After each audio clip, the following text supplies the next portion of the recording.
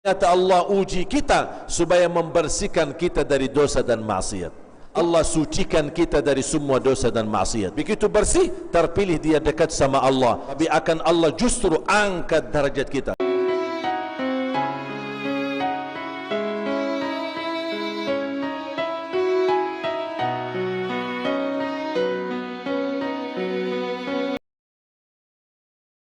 Islam bunya inti daripada ajaran Islam. Kalau saya boleh kumpulkan ajaran Islam dari A sampai Z, isi Al-Quran dari Al-Fatihah sampai An-Nas, tahu enggak kesimpulannya apa?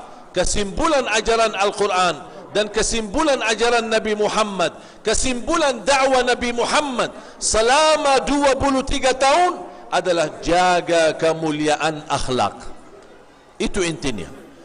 Bahkan orang yang mulia akhlaknya, dia di darajat yang tertinggi di surga Allah, melebihi darajat ahli puasa dan ahli tahajud. Coba bayangkan Bapak Ibu, orang tahajud setiap malam, puasa setiap hari, masih orang yang mulia akhlaknya lebih tinggi darajatnya di sisi Allah daripada mereka.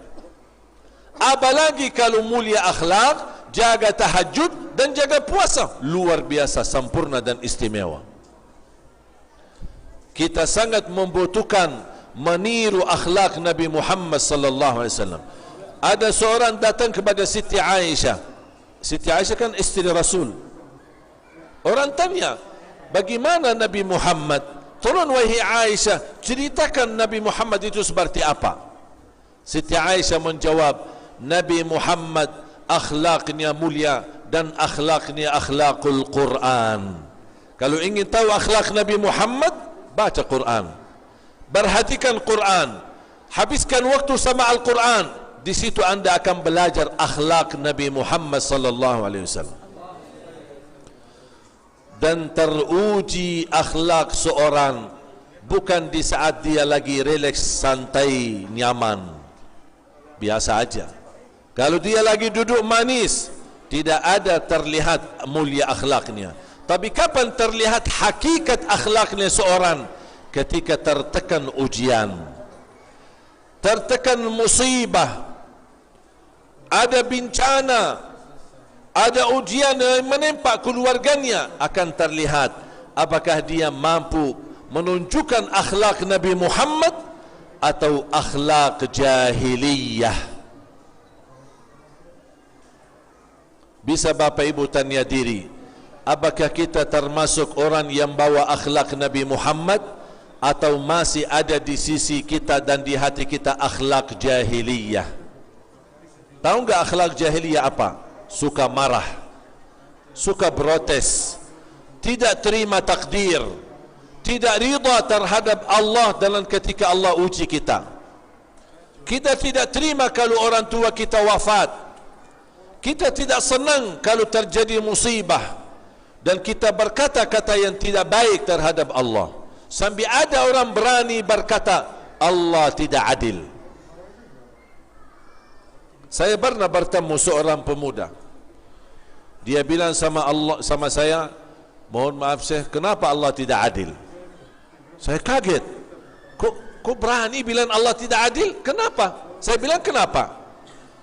Dia bilang, saya pernah pergi ke daerah Menteng di Jakarta. Ini semua rumah-rumah mahal-mahal, mewah-mewah. Mulai dari rumah dinas wakil presiden, sama rumah-rumah pejabat, pengusaha besar, mantan-mantan pejabat, mantan-mantan menteri. Dia pernah lewat dari sana. Mungkin di kampung, dibandingkan kampungnya sama Menteng, mungkin bisa dikatakan Menteng lebih mewah. Dia lewat sana melihat rumah-rumah besar-besar. Begitu ada satu gerbang salah satu rumah terbuka, dia lihat di halaman rumah, wow, banyak mobil, mewah-mewah lagi. Dia merasa tersakit hati. Dia berkata Allah tidak adil. Kok orang di sana kaya-kaya, kok saya susah, saya miskin, motor aja tidak bisa, mogok-mogok terus. Oh gitu ya. Berarti kamu mempandangi Allah tidak adil karena kamu lihat ada orang kaya dan kamu merasa dirinya susah. kamu di situ melihat Allah tidak adil. Okey, saya tidak akan balas dan saya tidak mau berdebat sama kamu. Tapi saya ingin ajak kamu ikut sama saya. Mau enggak? Ya, mau. Ayo kita jalan. Saya naik motor sama dia. Sebentar mogok, sebentar jalan, sebentar mogok. Tak apa-apa. Saya jalan. Ayo kita mampir ke rumah sakit. Sampai ke rumah sakit dia tanya, "Iman, kita mau kunjungan ke siapa?" Tak ada siapa-siapa. Kita mau silaturahim kepada semua orang yang sakit. Dan saya pas ketemu sama dokter, saya tanya, "Mohon maaf Pak, di mana lantai orang-orang yang kena kecelakaan kebakaran? Bisa enggak tunjukkan lantainya?" Bisa, dibawa naik. Di lantai itu semua orang yang lagi dirawat semuanya kena kecelakaan kebakaran. Kebakaran pas terjadi kecelakaan di mobil, terbakar mobilnya, atau kecelakaan terbakar rumahnya sampai hangus kulitnya. Bahkan ada yang sampai berbulan-bulan, bahkan ada yang bertahun-tahun. Kulitnya hangus, tidak bisa membedakan mana wajah, mana dadahnya, saking sudah rusak kulitnya. Dan sudah bertahun-tahun keadaan seperti ini. Saya bilang sama teman saya yang berkata Allah tidak adil, coba lihat, kenapa Allah uji mereka? Kamu selamat dari kebakaran, kulit kamu lebih bagus dari mereka. Memang kamu susah, orang miskin, tapi kalau dibandingkan ujian kamu dibanding orang lain, kamu masih lebih nikmat dibanding mereka. Saya bawa lagi, ada seorang anak baru lahir anak bayi. Selang dari sini, dari mulutnya, selang dari hidungnya, selang dari duburnya, selang dari kemaluannya, karena dia tidak bisa. Begitu berbulan-bulan dalam kondisi dokter tidak tahu apakah dia bisa bertahan hidup atau tidak. Ini baru lahir, operasi jantung, silang dari sini, dari mulutnya, dari duburnya, dari mana-mana, supaya dimasukin makan, keluar kotoran luar biasa. Saya bilang, pernah enggak kamu pas lahir diikutin seperti ini? Dia bilang enggak. Kamu bilang Allah tidak adil? Coba tunjukkan bagaimana ujian orang lain. Makanya kalau kita diuji oleh Allah, jangan melihat orang lain yang tidak diuji, tapi bandingkan diri kita sama orang yang ujiannya setiap hari. Biar kita bersyukur kepada Allah Subhanahu wa ta'ala. Saya bilang sama dia, kalau Allah Maha Adil dan Allah tunjukkan keadilannya, mohon maaf, tidak ada manusia yang mampu hidup di bumi karena keadilan Allah. Kenapa? Karena kita manusia tidak terlepas dari salah, tidak terlepas dari dosa. Dan secara adil, orang yang salah wajib dihukum. Ini kan adil. Kalau kita ingin keadilan, orang yang salah wajib dihukum. Allah berkenan menghukum manusia atas setiap salah dan dosa. Niscaya tidak ada manusia dan makhluk pun yang mampu hidup di bumi. Salah, Allah tutupi. Mohon ampun, Allah ampuni. Salah lagi, Allah tutupi. Mohon ampun, Allah ampuni. Salah lagi, Allah tutupi. Mohon ampun, Allah ampuni. Tapi coba kalau setiap salah kena hukum Allah, habis kita. Ketiduran salat subuh, tub, kena hukum Allah. Salah, dosa, maksiat, baki tangan, tub, kena hukum Allah. Melihat dengan mata dosa dan haram, langsung tub, hukum Allah. Cuba setiap langkah kita bersalah. Kalau Allah melakukan keadilan yang sempurna, semua orang yang salah wajib dihukum. Tak ada yang bisa tahan hidup. Ternyata Allah tidak menjalankan keadilan yang sempurna, tapi disebut baik. Tak ada yang buruk datang dari Allah, karena sifat Allah dan nama Allah Ar-Rahman Ar-Rahim. Allah tidak ingin menyusahkan hamba, tapi karena hamba terlalu banyak dosa, Allah kirim ujian untuk menggugurkan dosa-dosanya. Berarti ada inti daripada ujian. Ternyata Allah uji kita supaya membersihkan kita dari dosa dan maksiat. Ujian memang kadang-kadang membebani kita. Kadang-kadang merasa sulit dan susah kita hadapinya, tapi ujungnya Allah sucikan kita dari semua dosa dan maksiat. Allah Maha Suci, dan Allah tidak mungkin membiarkan hambanya dekat tapi masih kotor. Makanya Allah bersihkan dulu, harus lewat filter. Filternya apa? Ujian. Begitu bersih, terpilih dia dekat sama Allah, sama seperti Nabi dan Rasul. Makanya yang paling tinggi ujiannya adalah Nabi kita, termasuk Nabi Muhammad sallallahu alaihi wasallam. Apapun ujian yang saya hadapi, saya langsung ingat Nabi Muhammad. Apakah Nabi Muhammad dapat seperti ujian saya? Ternyata Nabi Muhammad dapat yang lebih parah. Berarti saya bandingkan ujian saya sama Rasul, masih lebih besar ujian Nabi Muhammad. Makanya saya belajar melapangkan dada menerima ujian-ujian itu. Saya begitu tusuk, awalnya kaget. Pas begitu saya berdiri, lihat ke kanan, ada pisau. Alhamdulillah, inna lillahi wa inna ilaihi raji'un. Karena itu yang diucapkan oleh Rasul ketika menghadapi musibah. Alhamdulillah. Kalau kita di Indonesia biasanya, apalagi kalau ada berita duka cita, inna lillahi wa inna ilaihi raji'un. Belajar ucapkan Alhamdulillah dulu sebelum kata inna lillah. Kenapa? Karena ketika kita mampu ucapkan Alhamdulillah, berarti kita menerima takdir Allah. Ya Allah, Engkau uji saya masih mau memujimu.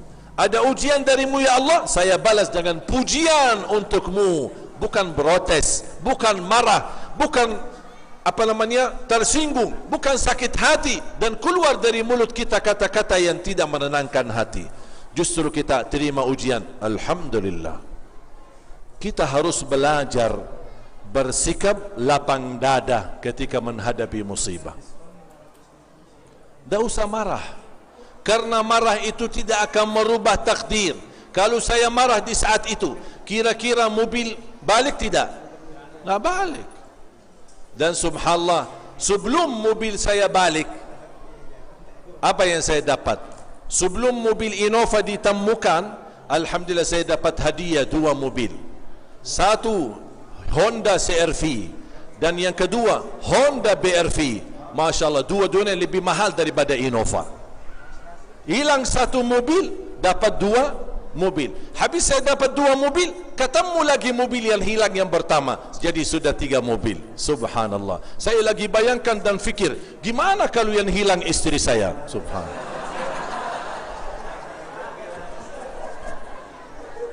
Direkamnya? Matiin dong. Nanti edit ya. Kalau istri lihat, nanti protes istri saya.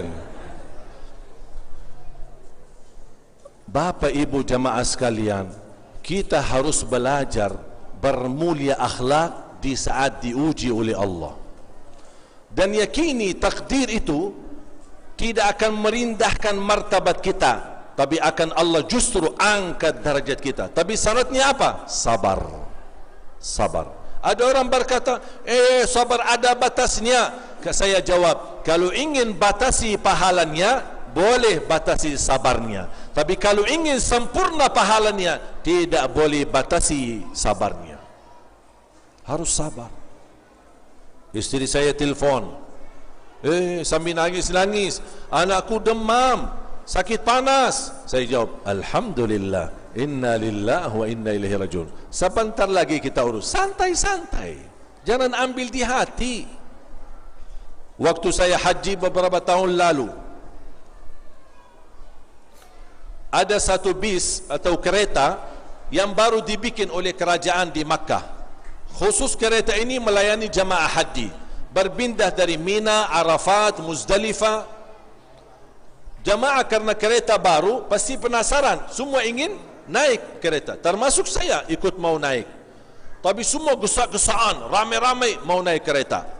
Akhirnya karena gesak-gesaan naik kereta, saya, banyak orang di depan saya, ada juga banyak di belakang saya. Orang yang di belakang saya saking gesak-gesaan, mereka dorong saya. Saya terpaksa dorong orang yang di depan. Orang yang di depan nampaknya dia bisa tahan, dia jatuh. Begitu dia bangun, dia lihat ke belakang. Saya lihat wajahnya sudah marah, matanya sudah merah. Dia lihat ke belakang, anjing kamu. Saya langsung bilang, anjing yang mana ya? Anjing yang mana ya? Mbak, kamu bilang anjing, saya Ali Jabir, bukan anjing. Udah, Assalamualaikum. Udah selesai. Kenapa harus ambil hati? Dia bilang anjing kan? Saya anjing atau manusia? Berarti dia salah ucapin. Udah selesai. Santai. Coba kalau saya marah, dia bilang, bisa enggak? Fikir-fikir ya. Fikir-fikir. Kalau orang, ayo coba kalau ada orang berani bilang anjing dia. Ayo habis. Dah, santai aja. Santai. Saya selalu belajar lapang dada. Apapun yang terjadi, tidak ada yang kebetulan. Termasuk kata-kata orang, caci maki, penghinaan, itu semua sudah tertulis dalam takdir. Tidak. Orang bicara macam, tidak usah ambil hati, santai aja, relax. Kalau setiap orang bicara jelek kita ambil hati, kita yang capek, kita yang stres, kita yang pusing, kita bisa marah, tinggi amarahan, nanti stroke gara-gara orang itu. Apa yang manfaatnya? Santai. Bu, anaknya pecahin bering di rumah, atau gelas jatuhkan sambil pecah. Oh, pecah gelas? Alhamdulillah, inna lillahi wa inna ilaihi raji'un. Belajar. Jangan langsung bodohin anaknya. Kamu bodoh, kamu dah lihat. Kira-kira bering kembali utuh? Gelasnya kembali utuh? Apa yang terjadi? Kita dapat dosa dan menyakiti hati anak kita.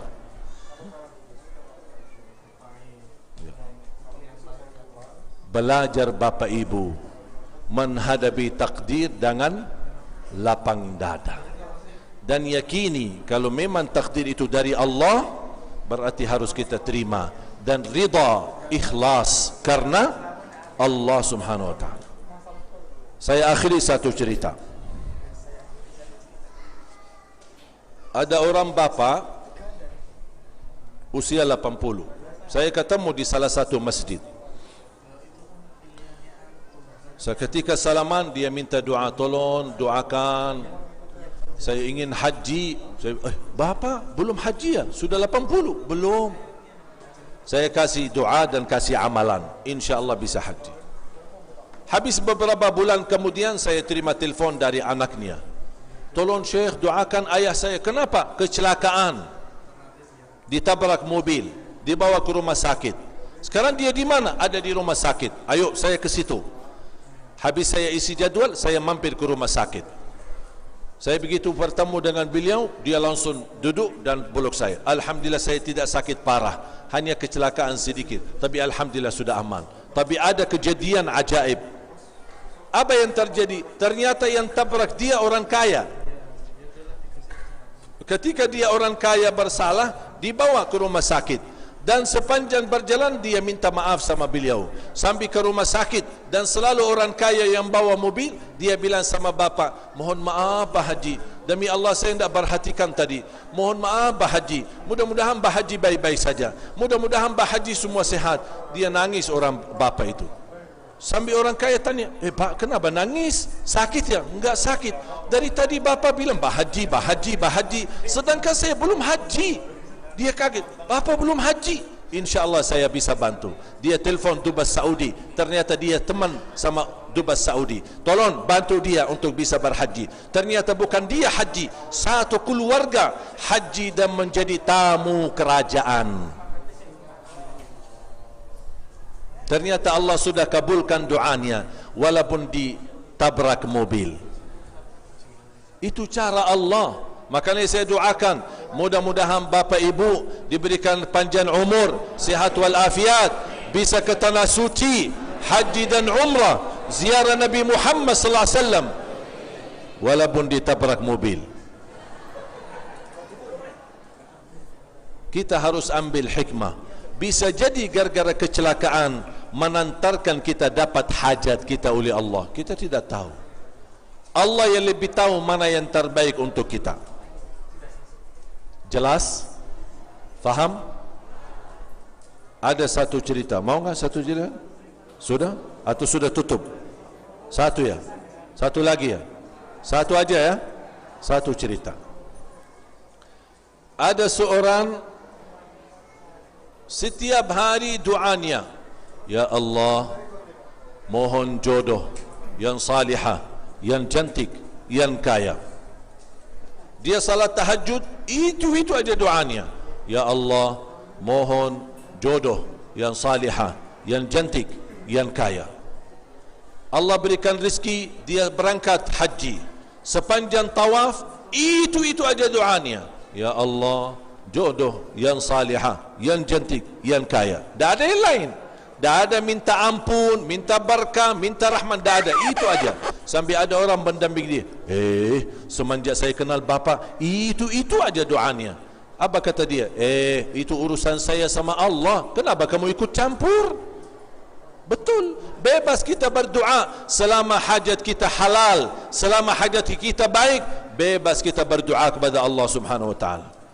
Pulang ke tanah air, tiba-tiba di tengah malam dia lagi jalan di kampung, masuk gang-gang, sedang membayangkan, kapan ya bisa ketemu jodohku yang selama ini saya berdoa, minta jodoh yang salihah, yang kaya. Sampai orang tanya, kenapa kamu minta yang kaya sih? Kan salihah cantik kan wajar, kenapa minta yang kaya? Kata dia, saya orang susah. Masa susah sebelum nikah, susah lagi habis nikah. Makanya saya minta yang kaya biar beres. Terserah mau doa apa saja, yang penting doa itu baik dan halal, tidak ada doa yang haram. Pas dia lagi di jalan sedang membayangkan jodohnya, tiba-tiba muncul anjing. Dia lari, dikejar anjing, lari lagi, dikejar anjing, sampai anjing berhasil gigit kakinya. Langsung dibawa ke rumah sakit. Di dalam mobil ambulan dia kesal. Dia berkata, ya Allah, selama ini saya minta jodoh yang salihah, yang cantik, yang kaya, masa dikirimkan anjing? Dia belum tahu ada apa di belakang takdir itu. Begitu sampai ke rumah sakit, ternyata dirawat sama seorang dokter yang cantik, yang salihah, yang kaya, jadi jodohnya.